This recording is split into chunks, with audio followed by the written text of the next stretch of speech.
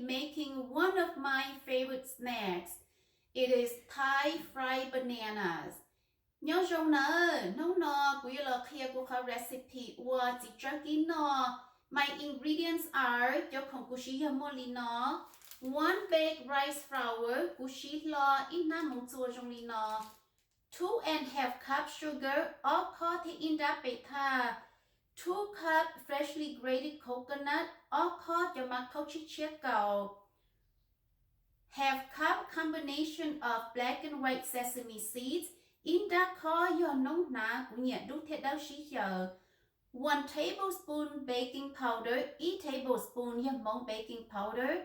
2 teaspoons salt, or teaspoon J. 1 cup coconut milk, ít khó do của mặt phao. 1 cup 3/4 limestone water. The no yo ít khó bế xuân plau yo cho để mong dễ xí. And lastly, bananas. Thiết khó cơn gầu này yo chỉ trâu. Here I have some bananas, I have some taros and sweet potato I have already cut it. Thiết cú yo kỹ cho có chư hàn cho có liết tí xí.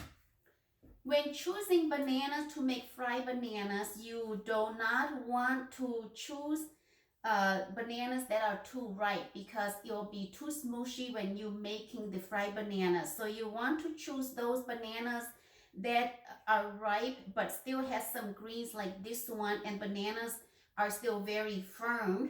Thầu có say cho chị chơi là một ua cho chị chơi kỹ là chị có chị chơi cho đê đa nữa, cho đê đa xí xí hành kiện được mua là chị rong có say cho nữ đa đi nó để chị nữ trồng chúa mình chính chúa ý à đi cụ thi nó ấy có lúc chị chơi nữ trồng khó đi nó chỉ tàu mua mà thế là kỹ tàu rong nữa. So this is Thai bananas, not regular bananas.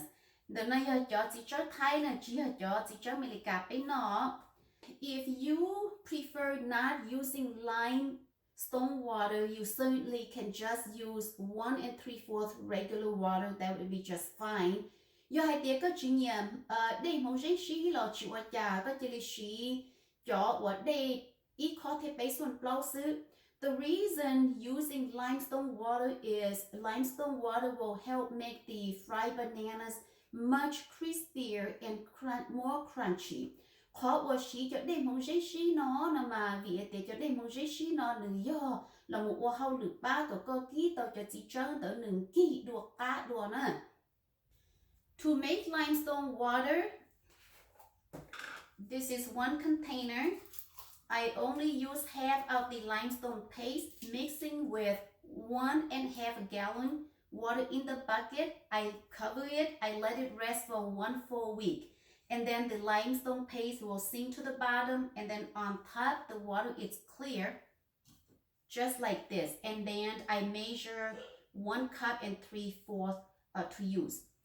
Yo từng cho đây mong dễ xí nó nè chị có yo ý có mong dễ xí dùng đi nó xí in ra xí này nhau luôn ha nó xí in ra có cho là một tỏ sợ in gallon thì in ra đây rồi luôn thông dùng đi nó chị có mất khư nè mất khư giống đi nó chị mất từng li ý lưu vi đó trâu xa nông tự cò hay tiệt cho mong dễ xí nó được to cho hậu cá chị nhỏ sầu to này cho đây được đâu chính chia ý à lý này còn được cũng tay nó xứ nè chị cũng nhiệt tầng lên tay lên nó cũng thiết cho xía xí cũng chỉ nhiệt tầng sai sai nè. Let's mix the batter. Dĩ nó một chị hay cũng là một tỏ nè. In this bowl I already have 1 baked rice flour. Nhá không nói chị cũng tự mua ít bó mỏng chua là nè. I'm going to combine all the ingredients. Dù mất thôi là tỏ ok. Salt nói hơn J. Baking powder, name baking powder.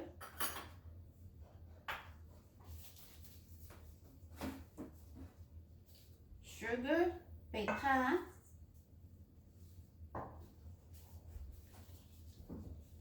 Coconut flakes, the name cho mặt thấu cầu chia.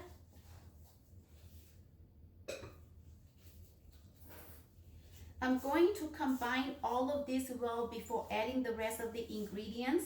Số thôi chị quyết là một tỏ tan thọ cho nó ok cho nó tỏ xóa và nó ok tí xí chị mà đi là một tỏ và cho phua thêm nó nào cho tỏ cá hả. So you want to combine, mix the shredded coconut flakes well with the sugar the flour, baking powder, salt very well. Có tỏ cho mắc thấu cầu nó là một sơ cho mông chế baking powder nó xóa giả của rong nè. Okay, now I'm adding the liquid. You're going to see cho mắc thấu. This is the coconut milk.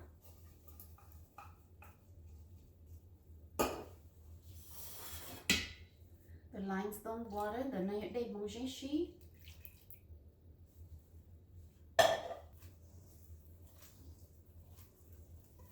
You want to make sure you mix the batter well so there's not any lump in the batter.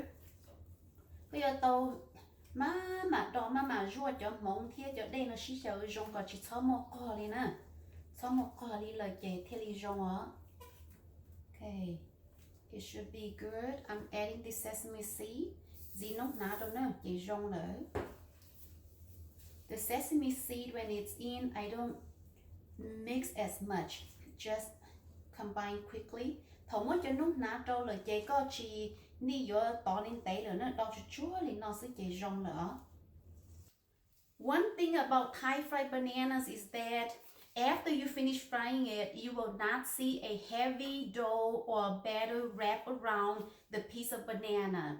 If họ chừng chân đời cho chị cho thấy kỹ nó thầu có kỹ ta có vô chỉ bỏ cho món bánh nó là một khử đòn tàu buồn chi đại chị cho nữa. You will still see through, you know, the piece of banana, and then there will just be very little of batter sticking onto the piece of banana. That's why the banana is crunchy and crispy. Thầu có kỹ cho chị cho nó nè. Yo chỉ mong bánh đơn tàu là một cậu thì chỉ có những chừng bỏ cho đại chị chơi tê lỡ tê nóng lì no chị cho mong bánh có chụp bỏ mình chỉ là một lò trong đậu xứ giờ bị lì no có ký tàu có đại chị chơi nữa thiệt có cá thêm gì nữa. For the taro and sweet potato, I cut them about 1/4 inch thick. Nói cho con chú ha thiết còn lia nữa chị cũng món nữa. Lại lia thắt trả li 1/4 inch to nè. Okay, 1/4 inch to trong đi nó. Thế này trong đi nó nè. And then for the banana, I'm going to first cook the banana and then cook this as a second batch. Just mix the banana into the batter. Thầu cú lại cho chị chớ ta đi nó rồi chê đi món ná luôn tì chê là một đo cho chị chớ đi nó. Cú ký cho chị chớ ta cũng mà là một ký cho con từ nó nè, từ lúc tay phía nó. For my indoor stove, I have the heat on high. Cú lúc họ chú hậu chế nó chê cũng ta rồi khó xiết khó khai nữa. I am using a bamboo skewer to test the oil. If bubbles are forming around the skewer, that means the oil is hot enough. Cú mất tụ bà xong nó cho là một xì xế cho bà tao cú nữa. I could see bubbles forming around the skewer. Cú bảo quá bộ con gì tụ bà xong chê cú bảo thì cú cho cú lỡ. Okay. I mean, don't fry in a lot of volume. That way, the heat will not be hot enough to make the fried banana crispy.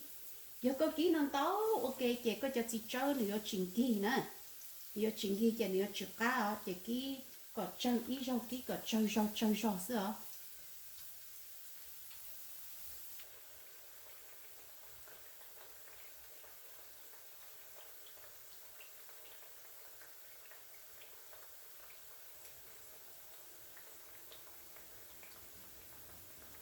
Okay, I have fried it for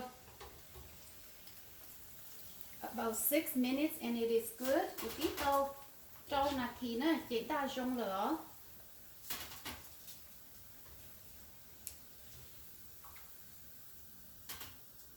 It's looking very delicious. Dịch ác cơ lên nè. Dịch ác tất tà luôn. For the taro and sweet potato, I fry for about 8 minutes, a little bit longer, because they are not as soft as the bananas. Cho có liết thì cho có chữ hà nó chỉ cú kín đấy rồi nữa, cú kín thắt trả li gì nát thì về tiền lơ cho có nó tới đua và chỉ chơi nè. Couple more minutes and then it should be done. Yo lo jong li on à thì tê sư chè tía là nó xé là lô. Okay, the potato and the taro are ready. cho con rong được thế nè cho con Qhia cho con lia it's all good.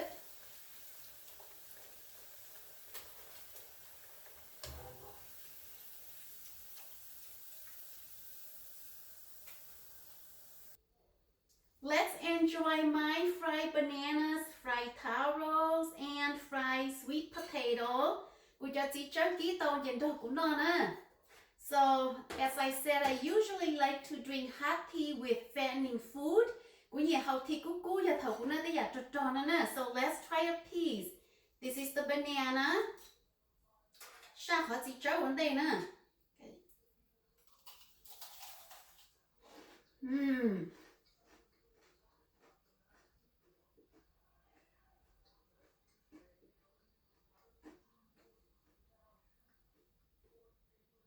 You could hear the crispy, the crunchy on the outside. On the inside, it's soft on the bananas. Nên từ nó của nó cá tông kinh của nè. Sang đầu cá tông kinh của cá gì, cá trô. Nhớ cho hậu chị dùng nhung cho chị cháu nè. Cá cưng gầu. So good. So good.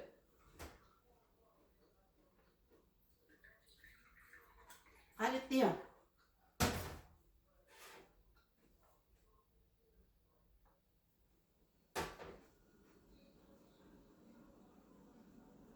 As I said earlier in my video, Oli có tác của hai đợt của đại video nè. Thai fried bananas,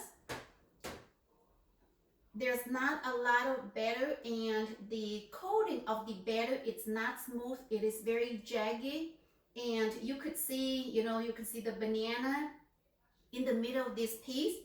Oli có tác của hai nè. Thấy cái chị chơi ký nè mà thầu có ký tàu về trong món bánh nếu chỉ cậu tàu đu lúa nếu cậu tàu kỳ đi nó thì chỉ nếu cậu mình chỉ xứ nếu chỉ cậu tàu nhớ cho hậu nó nên chúng bỏ lại chị chơi nè thì khó nó thì giờ thì của chị chơi ký à đi thấy của tàu ở các cá những kỳ đi nên nó cũng nó là nó nè.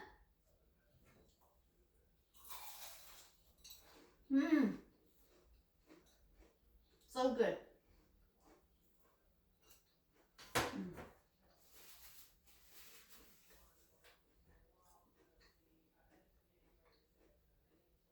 So crunchy and crispy.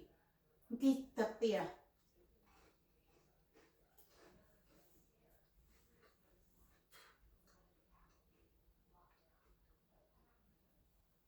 Let's try a piece of taro.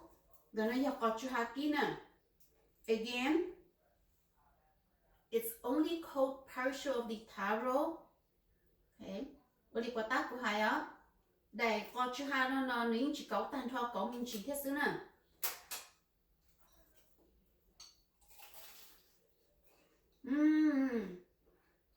Wow. So good. Kinh của cá được tiền.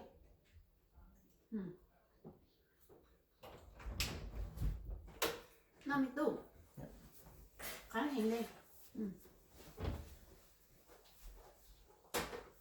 So good.